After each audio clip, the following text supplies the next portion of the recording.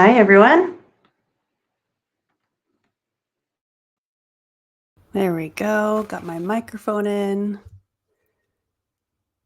I'm Tracey Gazelle, jumping on live today to share with you a workshop about how to quiet your mind, how to feel calmer, and how to enjoy life more. And I'm wanting this workshop to be a weekly event where I jump on live here on LinkedIn, and it's very casual. You're welcome to drop in, join the conversation. Notice if you feel better at the end of the conversation, and make it a weekly occurrence. So I'd love to hear from you if that's something you'd be interested in joining, a weekly free call where this is always happening at the same day, same time on Wednesdays. I do know it's a work day as well during the work day. So I appreciate all of you who RSVP'd and all of you who are able to jump on. This is being recorded as well, so I'm hoping to share the recording after in case you get caught up at work or life happens. So this is going to be a very interactive discussion workshop.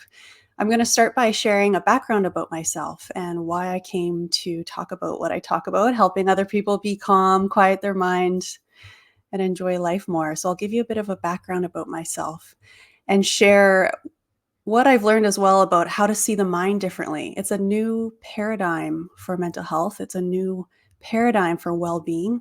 It's a shift that can happen for anybody. And it can happen here and now. It's not something that you have to go to, India or Nepal, travel the world, change your life, uproot everything to shift and make these changes at all. It's something that can happen now in your current circumstances without changing anything. So it's very, very cool. And as well, I do like these to be interactive. So I will be checking in once in a while and seeing if you have any questions, any comments, anything to add. There are no dumb questions. In fact, I love questions because it helps to guide the conversation.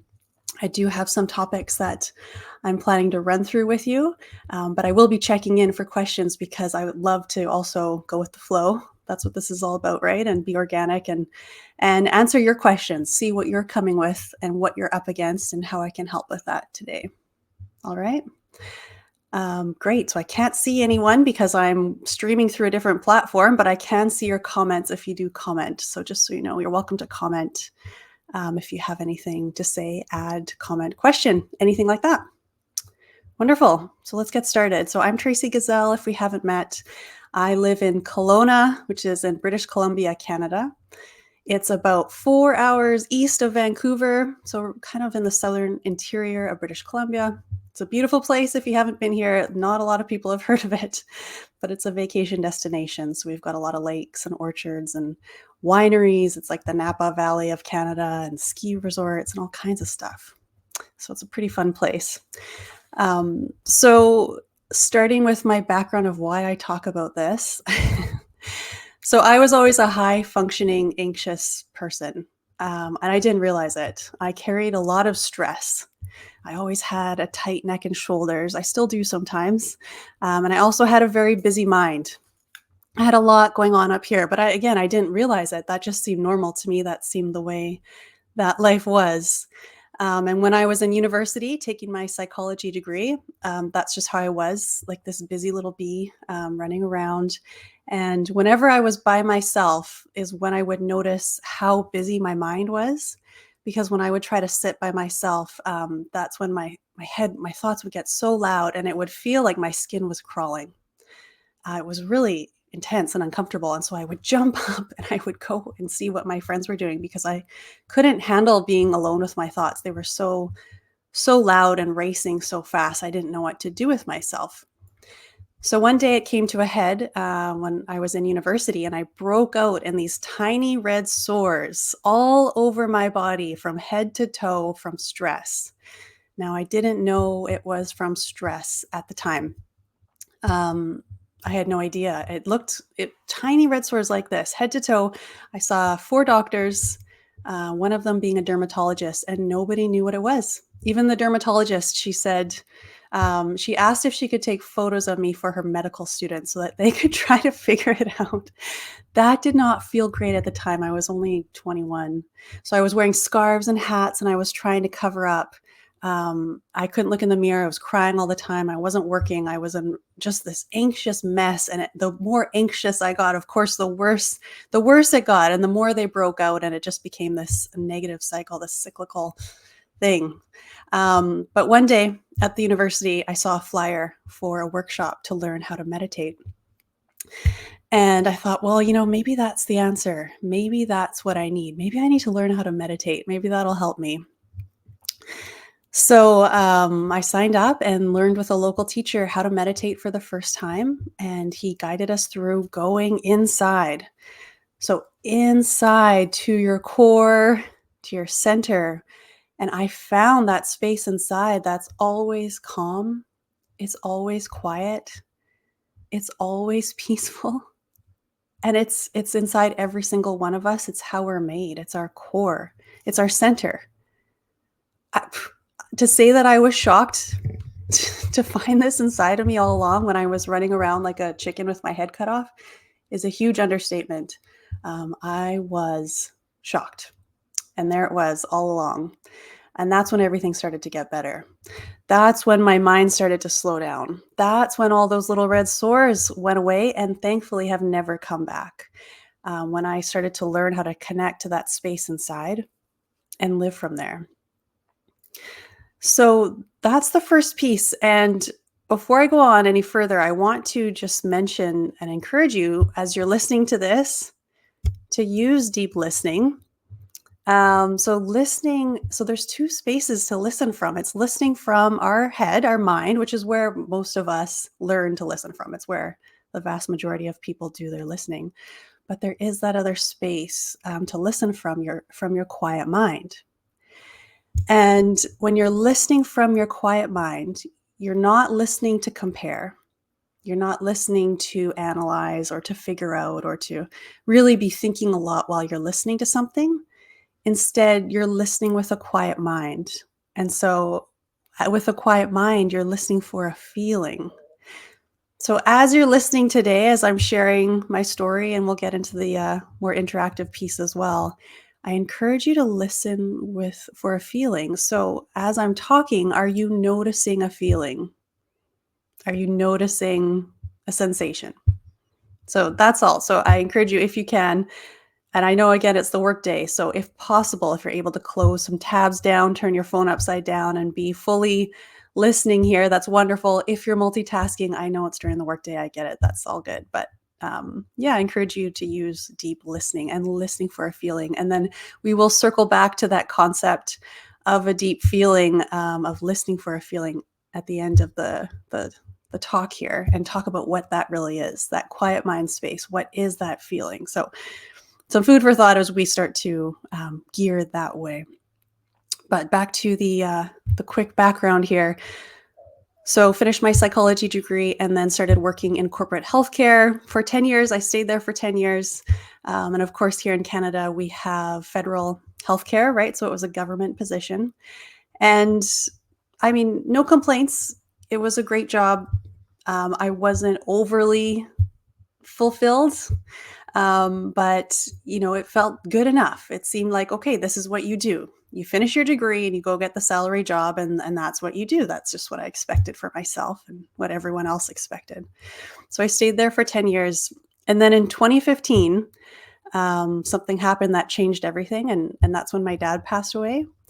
So he had a rare and terminal neurodegenerative disease called multiple systems atrophy. Nobody's really heard of it when I share it.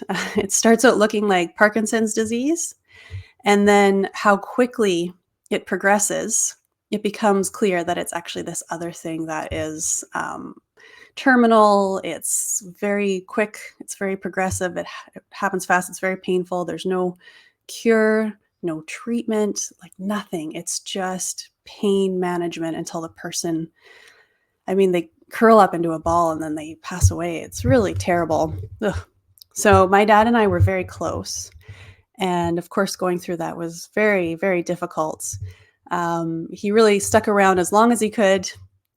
Meanwhile, I was trying to do normal things like get married, and he walked me down the aisle, and that was one of the last times he walked. And then he really seemed to let go after that. And I was, whew, it's almost 10 years ago and it still gets me. And I was with him holding his hand when he passed away.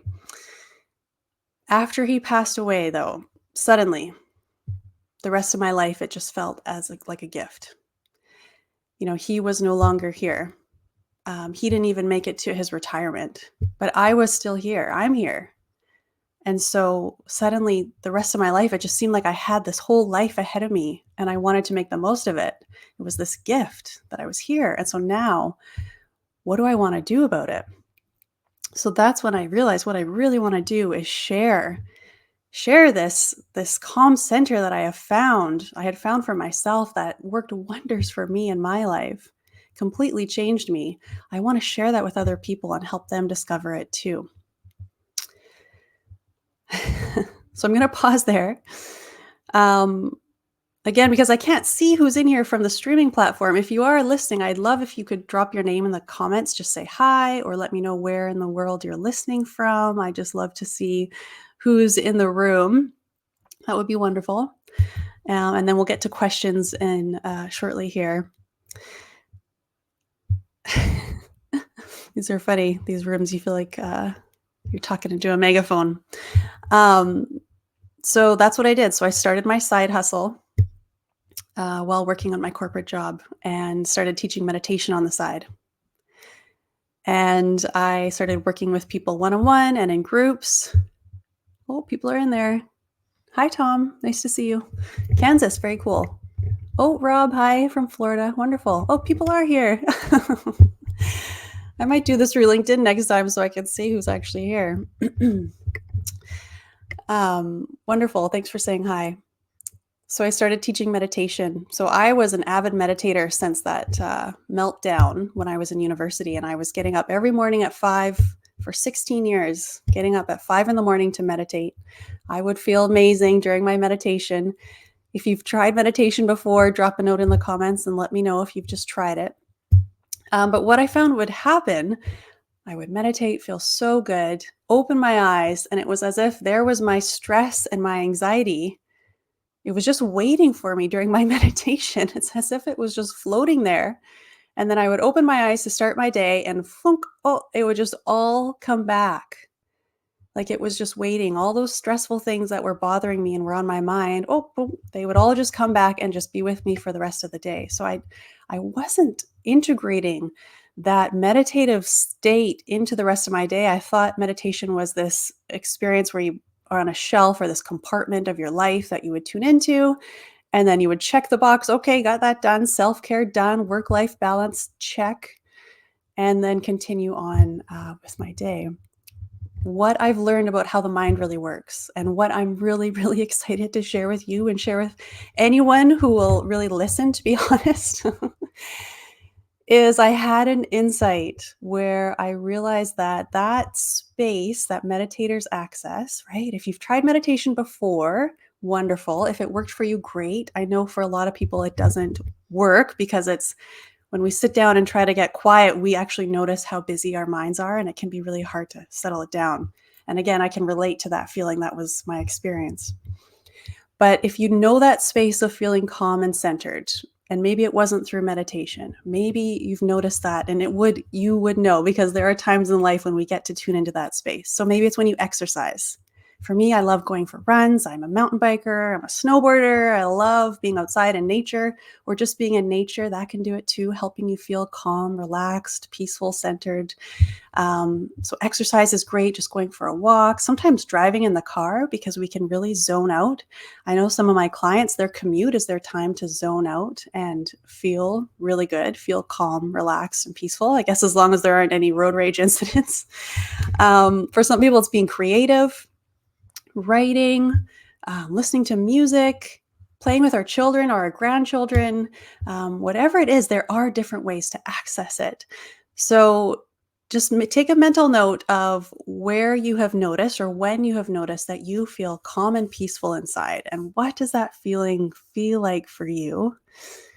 I've heard it described as calm, content, peaceful, relaxed, light, carefree, free. Grounded, centered. There's so many different words. That state, whatever you call it, that calm and centered and peaceful state, that is who we really are. That is our calm center. That is our center. That is our core. It's how we are all made. And then all that we innocently do is we think ourselves away from it. And so the busier our minds, the farther we get from that space. It's who we really are. For myself, I was always looking for it outside of myself, trying to read all the books and get all the certifications and go on all the experiences and do all the yoga and the meditations and everything. And it felt so fleeting. I would grab it and it'd be gone. Or, like I said, I would meditate in the morning and then it'd be over. But that space, that's your core, that's my core, that's every single person's core. It's who we really are. And then we think ourselves away from it. And of course, the busier our life, the more thinking we have, and the farther we get from it. So that blew me away. When I heard that, it felt as if a lightning bolt came down and struck me on the head. It was really wild, actually, because here I was as a meditation teacher, and I couldn't see this for myself. Why was I still not feeling calm during the day? Well, it's because I was caught up in my thinking all day. I was thinking about everything I had to do and everything I wanted to do and I hadn't done yet, and what I had to fix and what was going wrong and what I had to figure out. Our minds, our intellects like to be very busy and running all the time. There's this part of our brain. So I'm certified in neuroscience. I love the brain. So I love the interplay of meditation, psychology, and neuroscience. So there's this part of our brain just behind the forehead. It's called the prefrontal cortex. And its nickname is the analyzer. Because it likes to analyze. That's really what it does. It's constantly analyzing. It's the racing thoughts. It's the pros and the cons, and it's trying to anticipate consequences and see the future and plan. And it's always solving problems. So it's looping through problems to find a solution. That's what it does. It's pretty great, but it gets stuck there. And if there are no problems to solve, it starts looking for problems. It starts to find problems you haven't even thought about. That's just its job. It's trying to help us survive. But it can really drive us batty, if we get stuck in that space of racing thoughts, which is something I see with a lot of the clients I work with. So I work with VPs, CEOs of companies that have a lot on their plate. And so they run through a lot of things that their mind's always running, just trying to work everything out. But of course, we want to look for that off switch, right? We want to give ourselves a break so we can turn work off at the end of the day. We want to be present with our family when we're at home. We want to enjoy our time away from work on the weekends and vacation and find that off switch. So that off switch is the feeling. It's fascinating. It's fascinating. As you start to get more in touch with what that feeling is for you when you are calm, when you're centered, that sensation, there's a sensation that comes through that I'm hoping as you're listening, I'm hoping that something is rising up that you're noticing, or maybe you have past experiences that you've got an idea, an inkling of what that feeling is for you. And that is the solution. That is the off switch, is knowing that that is the real you. And then we have these looping thoughts that happen. So it's kind of like your calm center, your core is the background. It's always there. It's always the background to your experience. It's who you really are. It's your true self. And then in the foreground, we have these looping thoughts. It's almost like a radio that's playing. I'm not a big radio like DJs. I find the small talk. I'm not a big radio person. I don't really like the small talk on the radio. And so sometimes I see my mind, my thinking mind, as those radio DJs that are just blah, blah, blah, blah, blah, narrating everything and replaying the past and trying to plan for the future and going over things that are bothering me and worrying me. And it just is nonstop. But at any time, you can really notice that, okay, that's all right that that's playing right now. We can't control the thoughts that are coming into our head, but what we can control is our grip on them, allowing them to be in the foreground, and then relaxing back into the background of that feeling. Again, it's all about the feeling.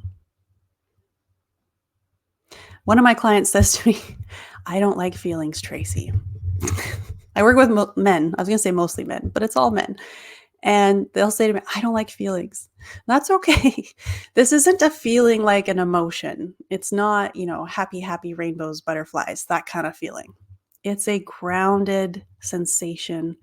It's a carefree, light state of being that you're experiencing. And the more that you practice tuning into that space and untangling the mind, the easier it is to start to live there. And then you start to change your baseline state. So this feeling of being light, carefree, basically being in meditation all the time is your new baseline state. And I'm just going to repeat the common questions I get and answer them. And then I'll see if anyone has any other questions. Another question I hear all the time is, if I start to live from that space, that calm centered space, will it make me lazy? Will it make me unproductive or less productive? It's almost like people picture themselves laying on a hammock and not doing anything when you start to live from the space. And that's not it at all. And I thought the same thing when I first got started with this and working with mentors for this. It's different. And one of my clients said the other day, he's a VP of operations for a large hospital. He said it really well. He said, it doesn't make you less productive. It makes you more productive because you have less mental noise, right? So it's your focus is sharpened. You don't have like neuroscience says that we think from 50,000 to 70,000 thoughts per day. That's crazy. That's a lot of thoughts. We don't have so many tens of thousands of thoughts running through, and then we're trying to focus on our work and it's just noisy. No, you cut through that. Your mind is open and clear, and then you're more productive. Your focus is heightened. Your quality of work goes up. You're in that flow state and you get things done more quickly. And it's more enjoyable. Life just feels more enjoyable. And not only in how you do your work, but also how you show up at home and how you show up with your colleagues. You come from this grounded place where you're sharing that with others. And it can be felt, it can be experienced by others because it's how you're being, it's where you're coming from, and it's experienced by others. Even if you don't say like, oh, I learned this new thing the other day. No, it's how you're acting, how you're speaking. It's your body language. And so you share that with your family and the people that you love the most, and they start to feel that. And they notice that, oh, you're more present and you're really here. You're so grounded and it's wonderful, and you share it with others. So I'd love to check in and see whoever's in the room. If you have any questions or comments, any questions at all, I'm so happy to help. Or comments. Is this totally new to you? Have you tried this before? Does this sound like mindfulness? I'll say, it's not quite mindfulness. Mindfulness is a very trendy word. It's one step deeper than mindfulness. So mindfulness is noticing from that objective third person point of view what your thoughts are, right? What your feelings are, your bodily sensations. So mindfulness is noticing, oh, today I've got a bit of a sore lower back. I'm a little bit tired, but I'm also excited, and noticing, what thoughts you're having. Because the very first step of the process is even recognizing that you're able to notice your thoughts, right? You're not caught up in them. You're not living your life through them. You're noticing, oh, I'm noticing my thoughts. I'm separate from my thoughts, right? The real you, which again is your calm center, your core, whatever word you want to use. The real you is the one who's noticing your thoughts, right? So that's the first step. You are not your thoughts. You are the one noticing your thoughts. And that's very much mindfulness. So that's noticing again from a third person point of view. Oh, I'm the one noticing my thoughts. Now, what thoughts am I having? What are the quality of my thoughts today? Because they do go up and down, right? Some days our thoughts are like rainbows and butterflies and everything's wonderful and oh, the sun is shining and it's a good day. Some days our thoughts are like, oh, everything is so hard. Why does life have to be so hard? And what's going to happen this year with these crazy elections? I think that's on a lot of people's minds. We have big election in the US and a big election here in Canada this year, federal elections. Oh, what's going to happen with that? And what's going on with global warming and blah, blah, blah, right? And some days our thoughts are like that. And that's okay. Our thoughts fluctuate. The quality of our thoughts go up and down. Some days they're light, some days they're dark. It's okay. It's part of riding that wave of our thoughts. So again, mindfulness is starting to take that step back and notice the quality of your thoughts so that you're not completely caught up in them, right? You're noticing them. You're starting to notice, well, which ones do I want to listen to? And which ones do I want to act on? And how am I doing today? So creating that space. So that's wonderful. I'm glad mindfulness is so big and that a lot of people are giving it attention and are learning it and are starting to create that space, that speaking and noticing their thoughts from a third person. That's wonderful. What I'm talking about is the one step deeper from mindfulness, and that is getting deeper into that space, that calm center, that core, that is, again, the one noticing your thoughts. So it's not just about noticing the experience, it's sinking back into the real you, into your core, getting more and more deeply familiar with that feeling for yourself and starting to live there. Because once you start to practice going into this feeling, it's quite fascinating. It starts to be this river. So I'm going to go more on the philosophy side of things now, away from the neuroscience. It becomes this river that is almost as a current that is running beneath your feet. That's always, always helping you. It's actually pretty wild. So whoever is listening or you're watching this on the replay, have you ever had this experience where you had this big problem, this big issue that you're trying to sort out, right? You're trying to figure something out and it's really complicated. Maybe it's something at work, or maybe you're considering moving to a new city or starting or ending a relationship. Thanks for your question. I'll get there in a moment. So maybe you've got this big decision to make, right? Like moving, a new job. Do I want to quit my job? Do I want to start a new job, relationship?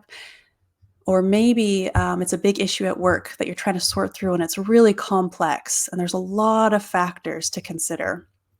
So have you ever found yourself, you're sitting around, you're thinking about this a lot and you're trying to figure it out. But the more you think about it, it's like the more, it's the brain, right? The prefrontal cortex, the more you think about it, the more you start noticing new angles to think about and new issues you hadn't considered, and it becomes bigger. It's like this inflated issue. So the more you think about it, the more complicated it gets. But then have you had the experience where you get up from your desk or wherever you're doing the heavy thinking, go for a walk, or maybe jump in the shower, that's a big one, or go for a drive, and you put that thinking down for a bit, and then suddenly you have a light bulb moment that perfectly answers your question. The shower is a big one for some reason. Let me know in the comments if you've had that happen before. I have a client, someone who told me that they keep one of those Alexa things in their bathroom. He's a business owner.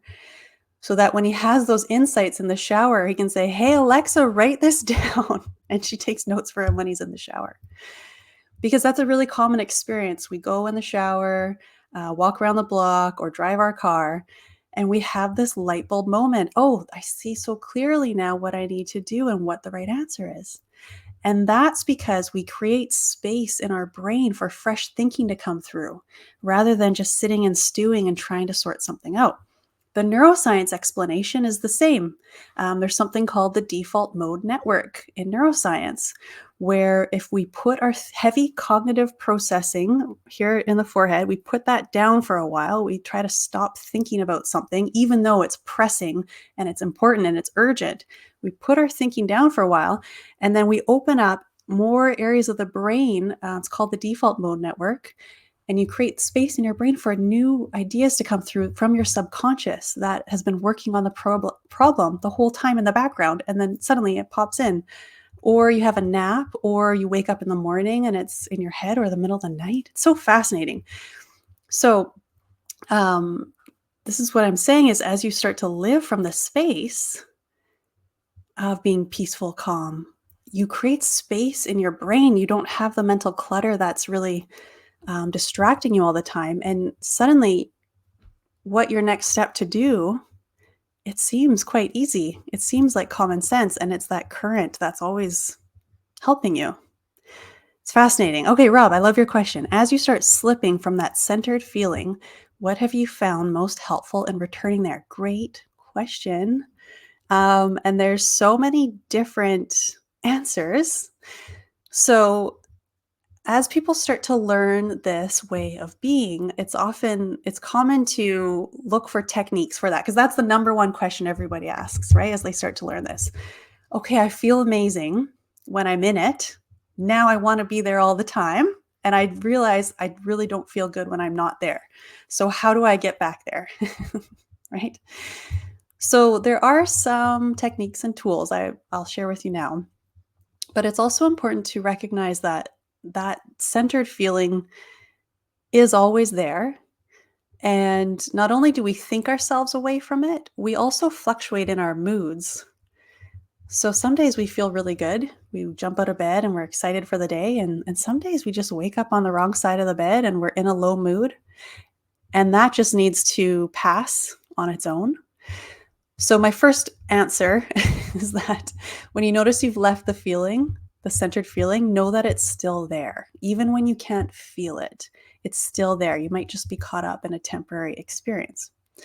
Now, that being said, there are a few different ways to go back. One way that I love to show my clients is just taking deep breaths. It's pretty simple. Taking deep belly breaths. And I'm just about to add a audio clip on my website that walks you through an exercise to do that. It gets only 7 minutes long, and I'm giving that away for free. So I will share that. I don't know how I'll share it with everyone here. I don't know, but if you'd like it, just send me a message on LinkedIn and I'll send it to you, or visit my website, traceygazelle.com. It's going to be up in the next couple days. So taking deep breaths, the neuroscience explanation is that taking deep breaths sends more oxygen to this part of the brain, the prefrontal cortex, and this uses a lot of oxygen, and it's not meant to be used all day long, running all day like we do, 12, 14, 16 hours. And that's why we get really mentally exhausted at the end of a busy day, because we're not meant to be doing such heavy cognitive processing all day long. But when we take deep breaths, we send fresh oxygen to our brain, which helps to replenish those stores that we've been depleting as we do a lot of thinking throughout the day. Deep breathing also, of course, slows down your heart rate, and it also slows down the rate of your thoughts. So if your thoughts are going really, really fast, slowing down your breathing slows down the rate of your thinking. If you think about when we get stressed or we get anxious, one of the telltale physiological signs is the fast breathing, right? That's when we start to get stressed. It's these really shallow breaths up here in the throat. And what that does to our brain is it signals to our brain that we're in danger.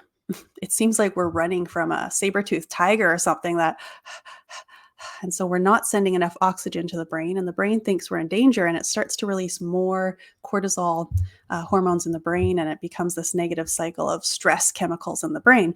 So that's another reason why deep breathing is really wonderful, because it lets your body know that you're safe and your brain know that you're safe and that everything's okay. And then the chemical reactions can slow down. Some other tools to get back to that centered feeling is noticing, like if we pull back in the mindfulness piece, noticing that when we are away from that centered feeling, it's because we're caught up in our thinking. We're either in our centered core, calm, peaceful state, or we're in our thoughts. Those are literally the only two places we can go and we can be in life. We can be in our calm centered space, or we can be in our thoughts.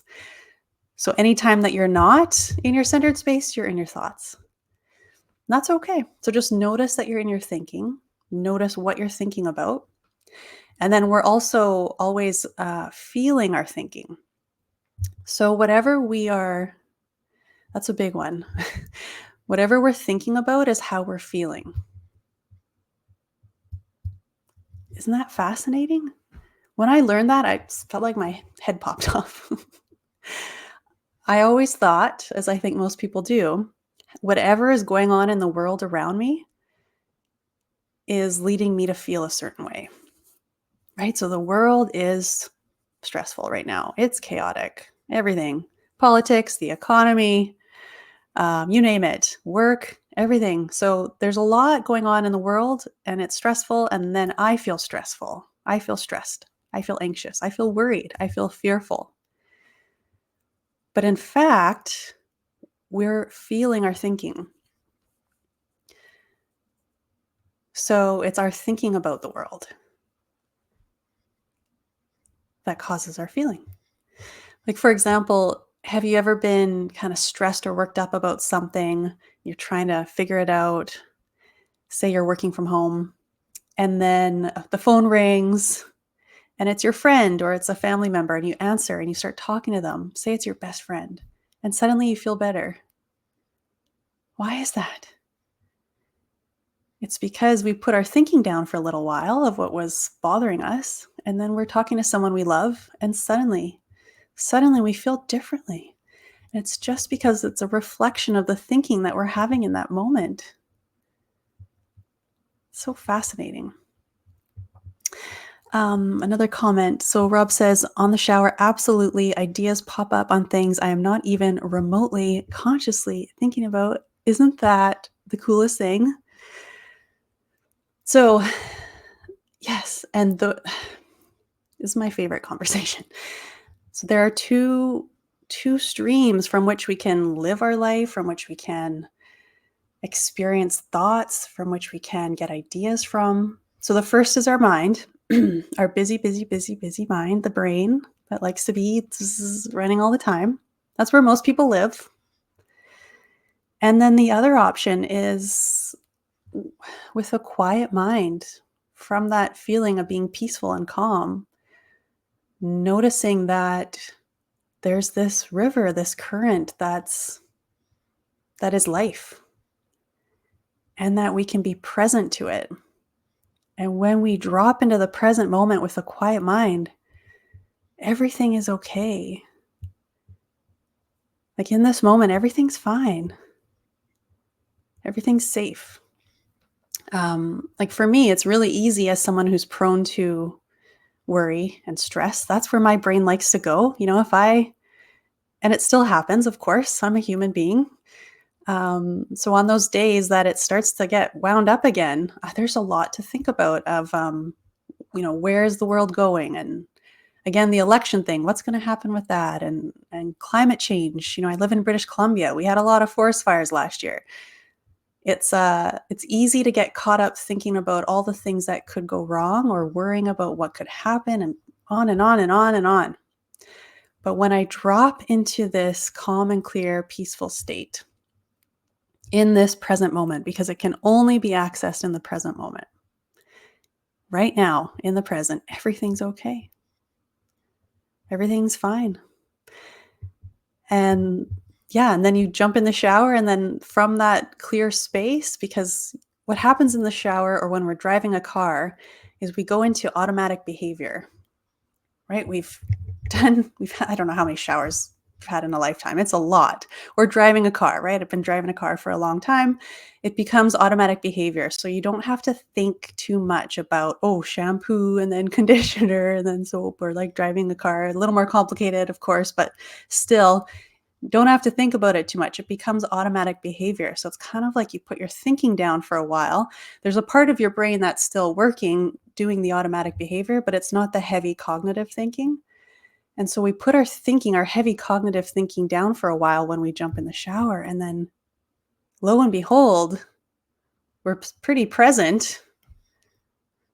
And that's when those ideas jump in and pop into our head out of nowhere.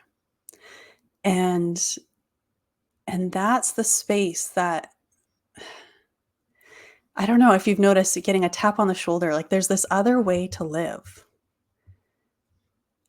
And even when you've got a very busy career, a very busy job, you've got a very active family life, maybe you've got children, maybe they're doing sports, or maybe they're in college, or whatever it is. Maybe you're busy too, right? Maybe your days are really full. Even in that really busyness, that busy life, you can still start to live from this other space and still accomplish everything, still be very on top of everything. One of my clients said to me, he was skeptical and doubting that this would work for him because he said he had so many plates spinning in the air, and that he was worried if he put any of them down that he would forget something. And that's a really normal reaction to think, right?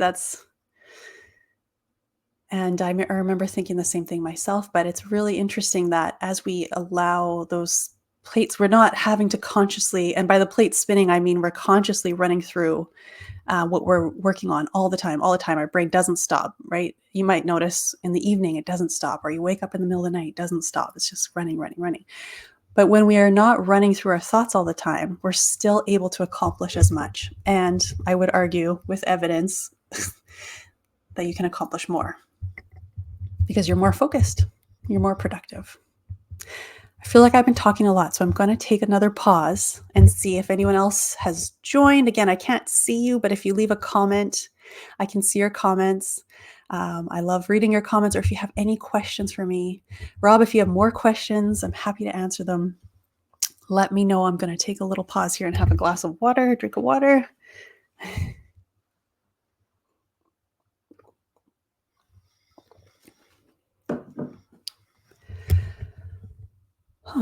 And so I said that I would circle back to the discussion of the feeling at the end of the call here. So I want to do that. So for those of you who've been on the call live, and if you're on the replay, as you've been listening to this conversation, I'm curious and you're listening for a feeling, have you been noticing any sensations? And again, it's not a feeling like an emotion, like a, happy, happy, lovey, lovey emotion. It's not a feeling like that. It is a way of being. It's a sensation in your body. I'm curious if you've been, sorry, I just saw a comment. I'll get to that in a moment. Have you been noticing a feeling as you've been listening to this? And if you have, I'd love for you to pick one or two words to describe it, or maybe if you can think back to another time that you've experienced that feeling. How would you describe it using one or two words? Drop in the comments and let me know. And Tom says, how much does making time for exercise help in the process? So it's wonderful. Exercise is one of my go-tos as well. It's like my example with meditation is the thing. So it feels wonderful, right? I get such a rush from exercise. But for myself, I was finding that I was using exercise as a bit of a crutch, just like I was using meditation as a crutch. So when I was feeling down, I'd put on my shoes and go for a run. It's a healthy habit. I think it's a good thing. But as long as we realize that we can experience that feeling anytime.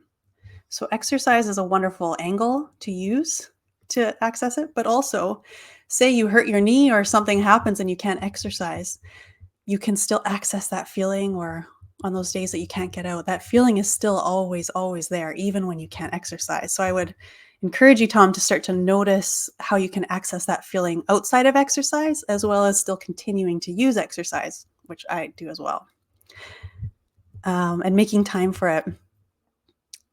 Yeah. So hopefully that answers your question. Let me know if I didn't quite land on it, because when you said making time, does that mean prioritizing it in your day, which I know can be tricky as well? So something else that I help with and recommend to my clients and anyone else is the importance of a morning routine.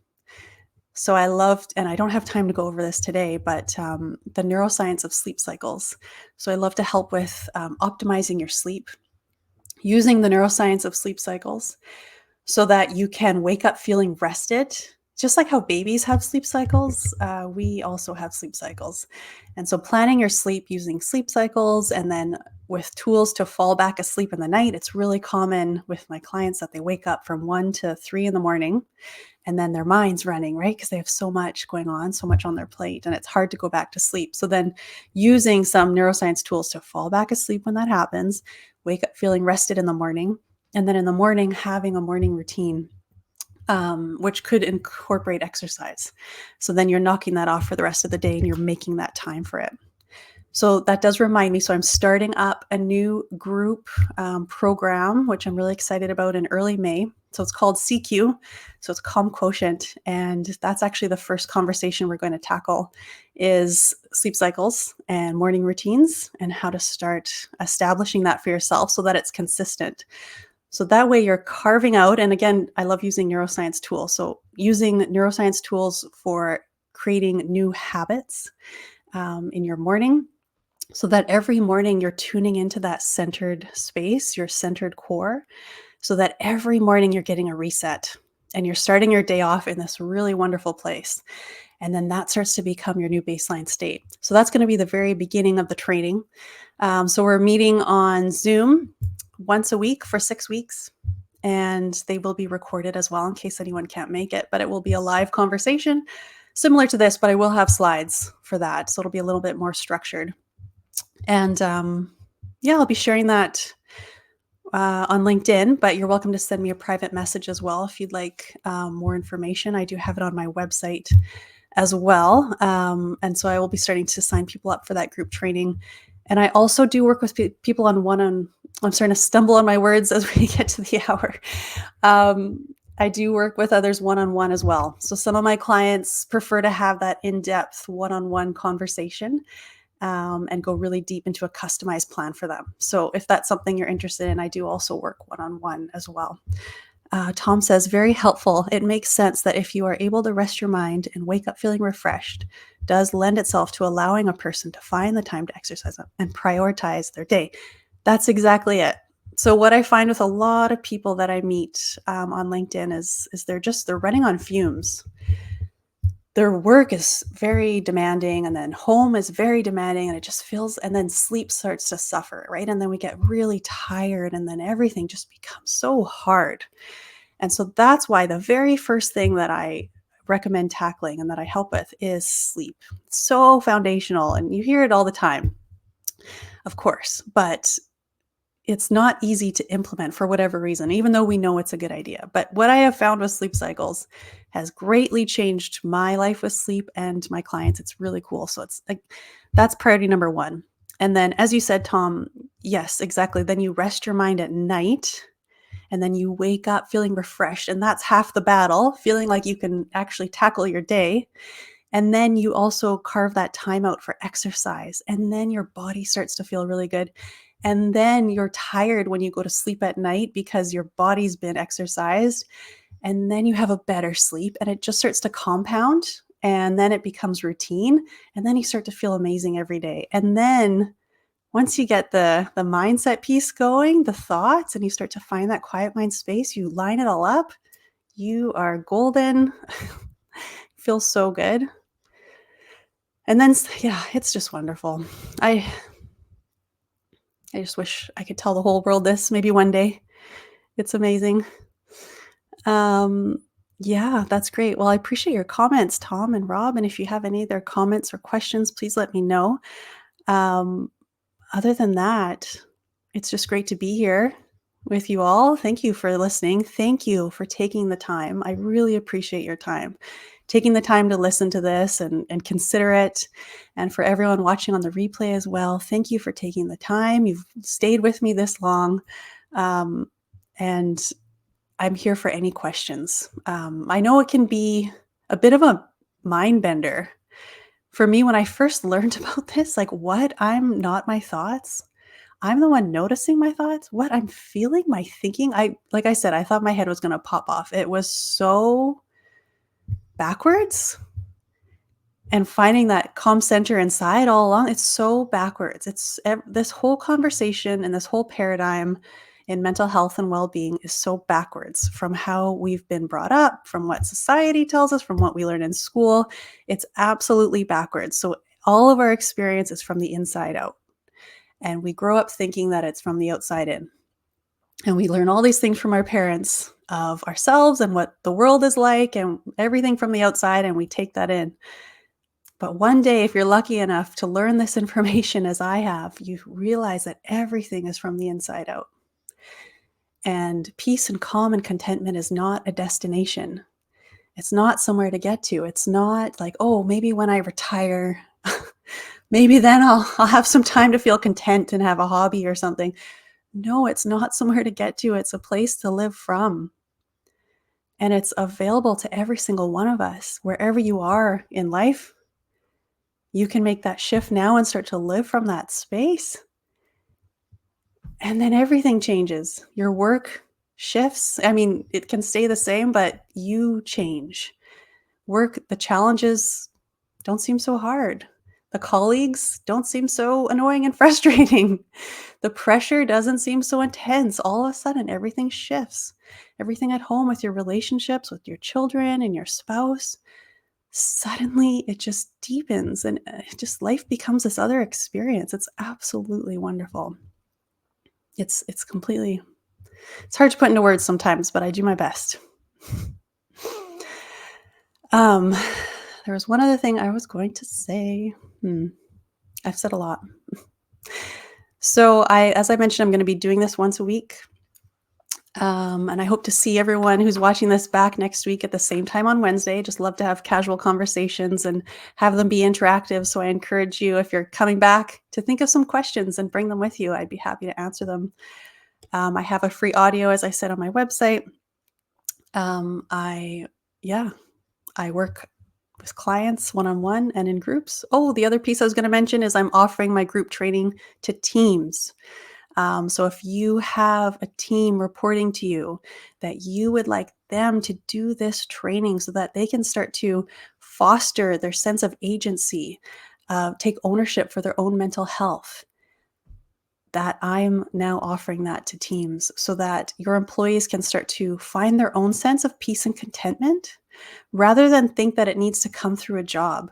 There's so much job hopping happening these days, especially with the working from home, the virtual working. There's a lot of job hopping happening. And I know that it's really impacting businesses and it costs a lot of money and it's a lot of time.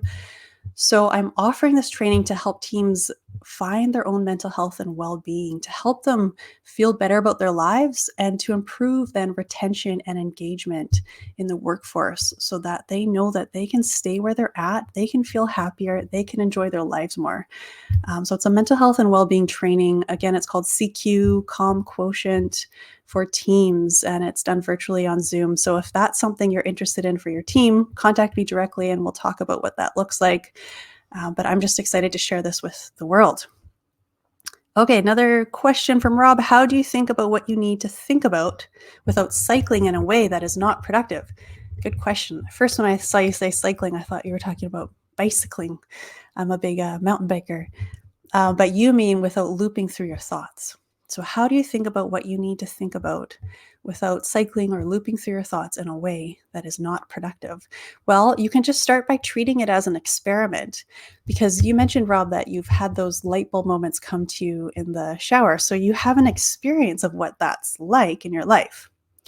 And so maybe treat it as an experiment. That's the best way to start to dip your toe into this new way of being and seeing, is this actually true?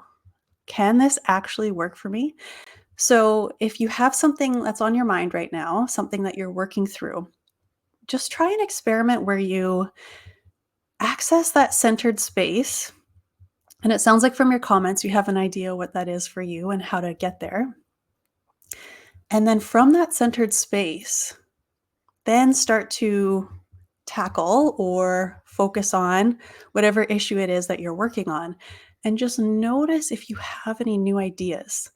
So it's that idea that there's two streams from which we can live life or tackle problems or try and find solutions. The first is thinking about it a lot, and the other is that centered space. So first try getting yourself centered and then working on whatever it is you're working on.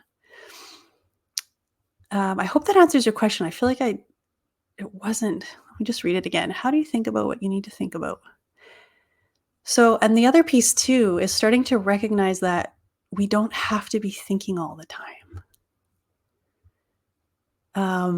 It seems like we do because that's how we always have been, but it's starting to realize that life continues to move forward even when we're not thinking about it all the time. And also, we can also tackle and deal with situations even when we're not thinking about it all the time. Because there's a difference between doing work that needs to be done or whatever it is in life that needs to be done, and then the added thinking that we do. So we're thinking about what we have to do. You see what I'm saying?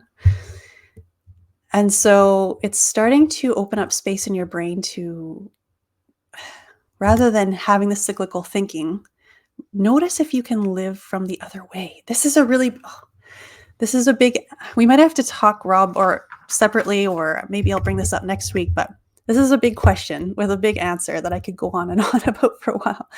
So why don't I take note of it? And maybe it could be a bigger topic. But I hope that you got something out of what I said there. Tom says, great information. It's awesome to know that we can all have this now instead of thinking it can only be achieved after retiring and having less day-to-day stress. Thank you for sharing. I'll reach out. That's really great, Tom. Yes. I've spoken to so many people who are putting their contentment, their relaxation, their peace in the future. Right? Like one day I'll get there. But I don't know if you've noticed with goals, it's the same thing with goal setting. You accomplish your goals, it feels great, but then that accomplishment feeling, it's very fleeting. And soon the goalpost moves and then you're on to the next thing, and it feels as if you never quite get there. And that's life. And so, yes, you said it perfectly, Tom. It can happen now. And now, of course, is all there really is. Kind of cliche, but it's very true. It's the present moment. There's only now.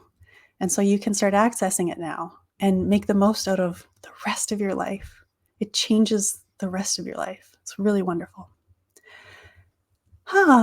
Well, this has been really great. I really appreciate the comments and questions. I love when it's interactive. I love it. So thanks so much for watching and listening and interacting. And thanks to everyone watching on the replay as well and taking time out of your day. I'm Tracey Gazelle. Please feel free to reach out to me with any questions. And thanks so much.